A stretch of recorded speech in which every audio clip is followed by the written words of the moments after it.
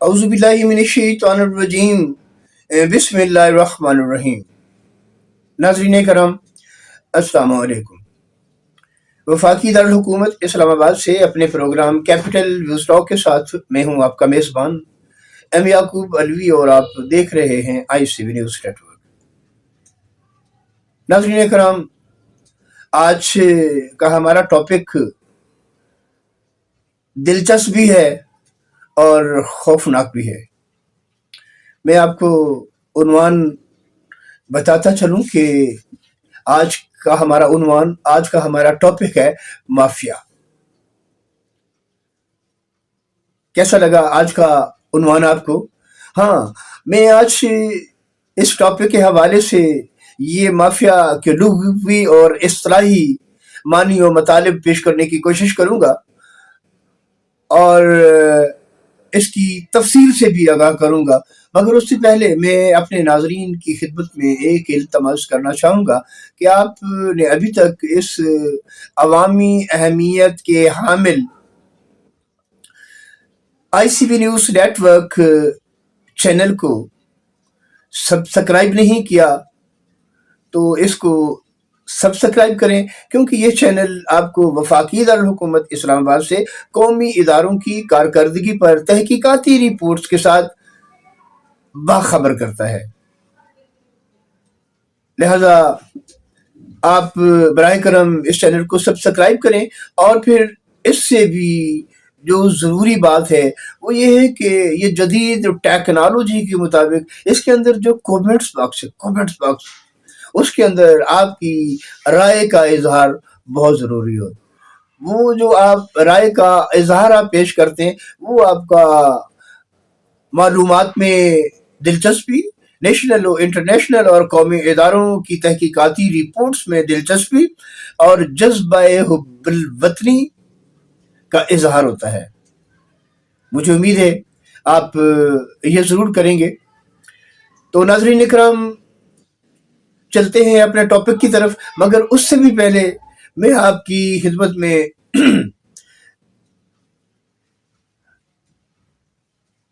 Scholar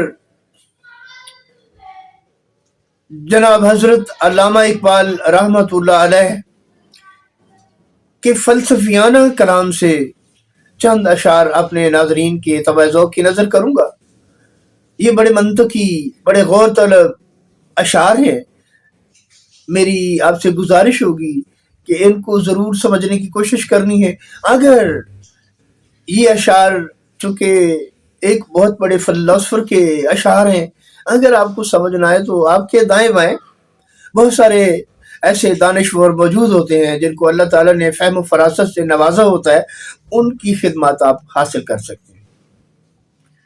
تو عرض ہے کہ ایک دن میں خانے میں رند زیرک نے کہا، ہے ہمارے شہر کا والی گدائے بے حیا، تاج پہنایا ہے کس کی کج کلاہی نے اسے، کس کی عریانی نے بخشی ہے اسے زریں قبا، اس کے آبے لالگوں کی خون دہکاں سے کشی، تیرے میرے کھیت کی مٹی ہے اس کی کیمیا،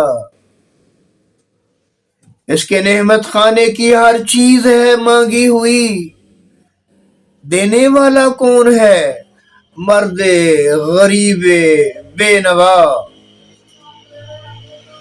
مانگنے والا گدا ہے، صدقہ مانگے یا خراج، کوئی مانے یا نہ مانے میر سلطان سب گدا۔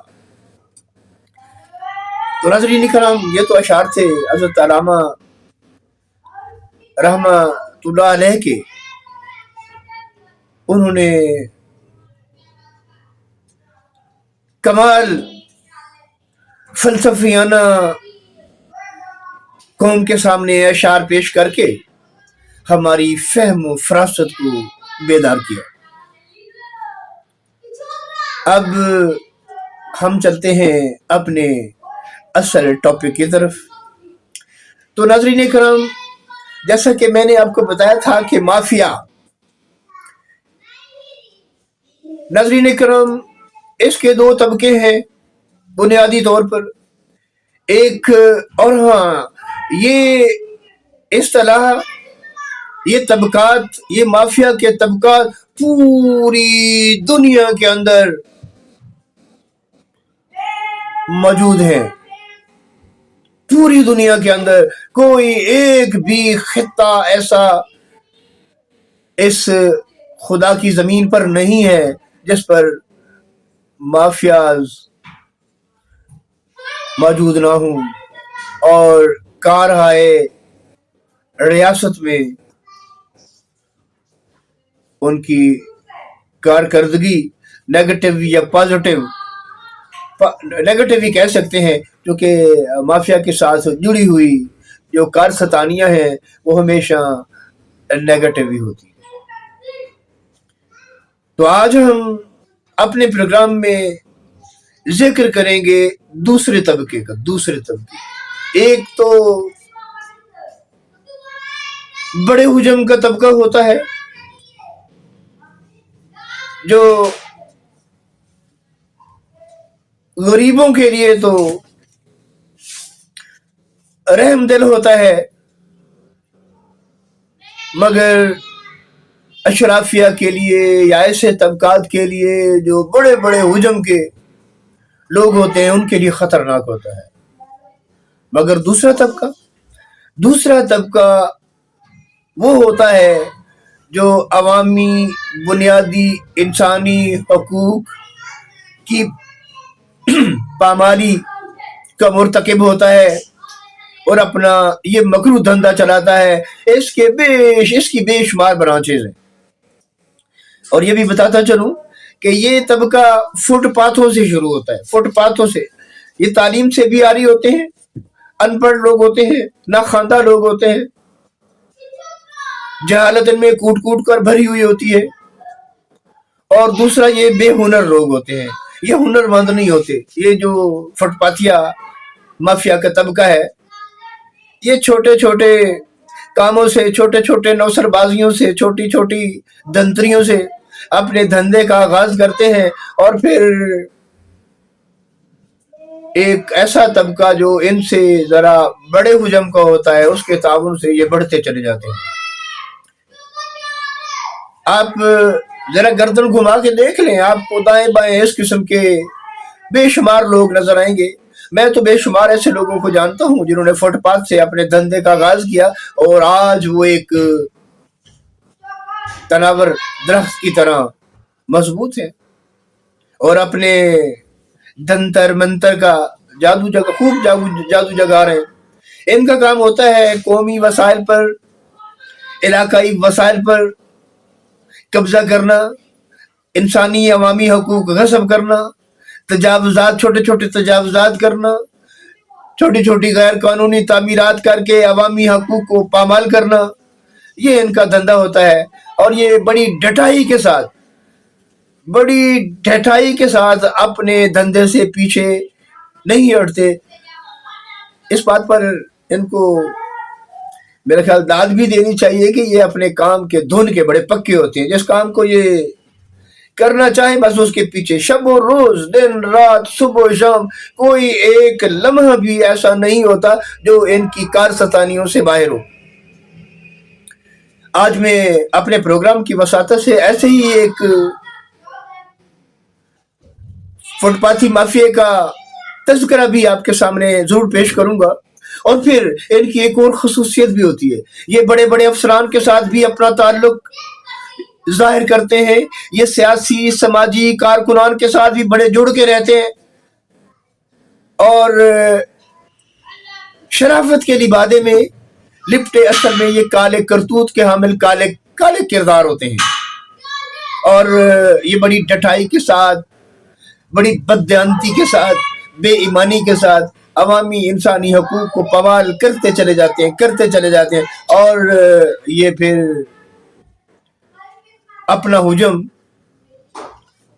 ایک فٹ پاتھیے سے ذرا اوپر آ جاتے ہیں.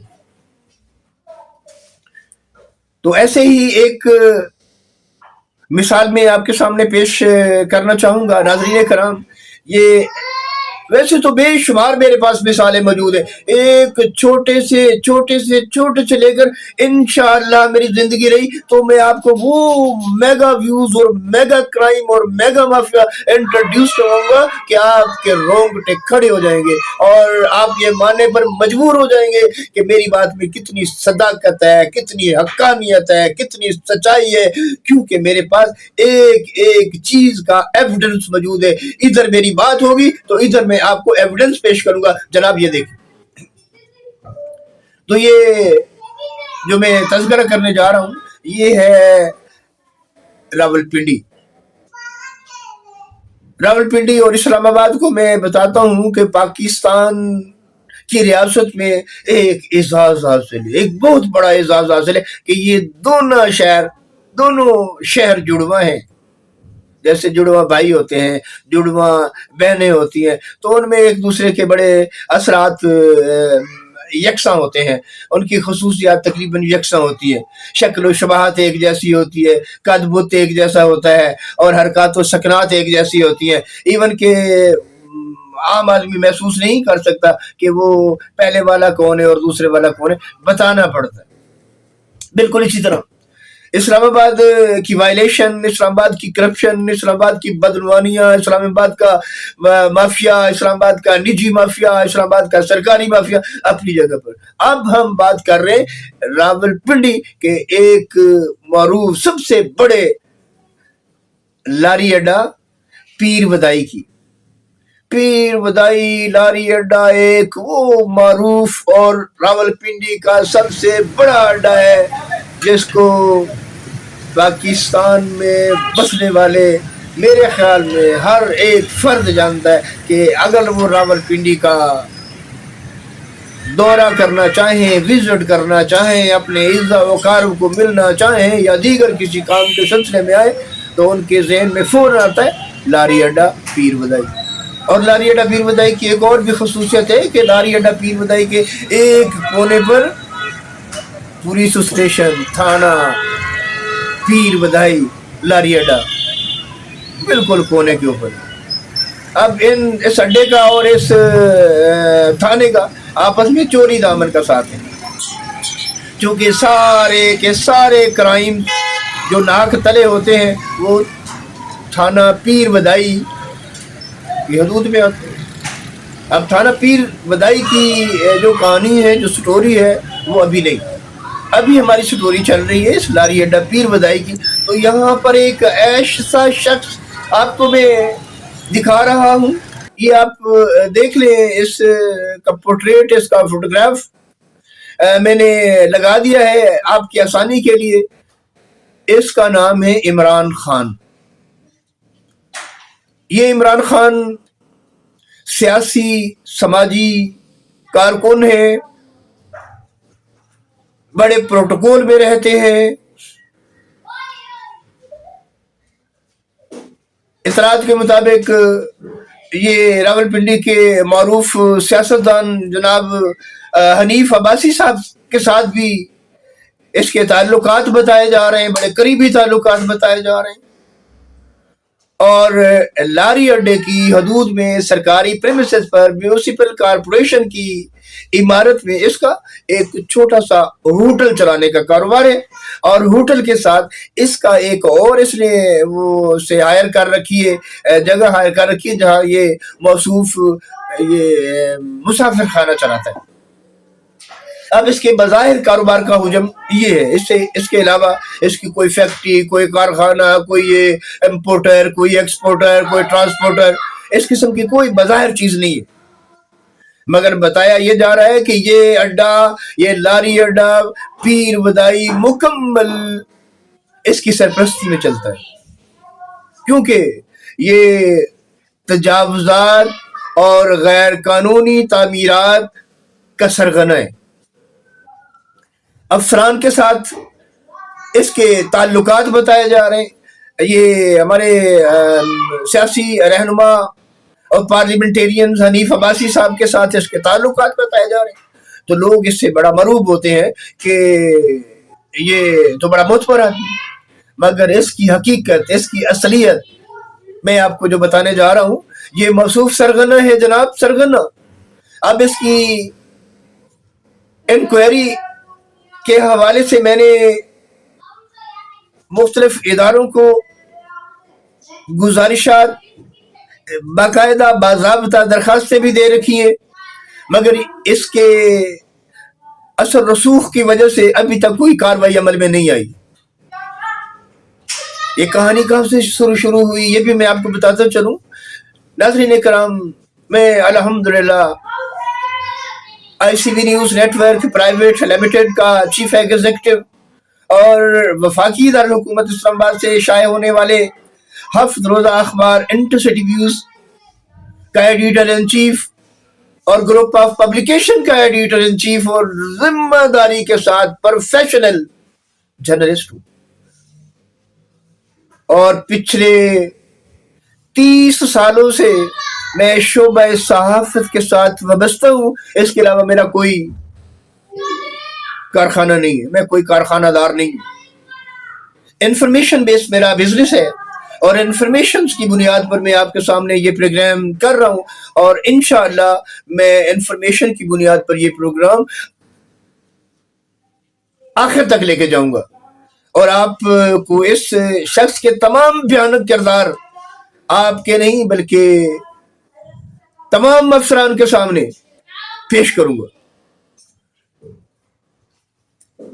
اس شخص نے میرے ساتھ جو ڈرامہ کیا اس کی تھوڑی سی جھلک بھی میں آپ کو دکھا رہا ہوں کہ میں اپنی پیشہ ورانہ سرگرمیوں کے تحت اڈے کے سروے میں مصروف تھا، تو ایک لم تڑنگا خوفناک چہرے والا شخص میرے پاس آیا اور کہتا کیا کر رہے ہو؟ میں نے اس کو بتایا بھائی میں کام کر رہا ہوں، میرا نام ایم یعقوب الوی ہے، میں جرنلسٹ ہوں اور میں یہ سروے کروا رہا ہوں. تو مجھے اس نے دھمکیا میز لہجے میں کہا کہ چلو نکلو یہاں سے. اس کی بات سن کے میں نے مناسب سمجھا کہ کوئی ناخوشگوار وقوع اور پذیر نہ ہو جائے، میں یہاں سے موو کر گیا. مگر موو کرنے کے بعد میں سیدھا کارپوریشن کے سی او صاحب عمران علی صاحب کے آفس میں جب پہنچا تو یہ موصوف عمران خان جو نام نہاد انجمن تاجران کے چیئرمین بھی ہیں، موصوف وہاں پر بڑے چوڑے ہو کے بیٹھے تھے. میں نے اسی موقع کو غنیمت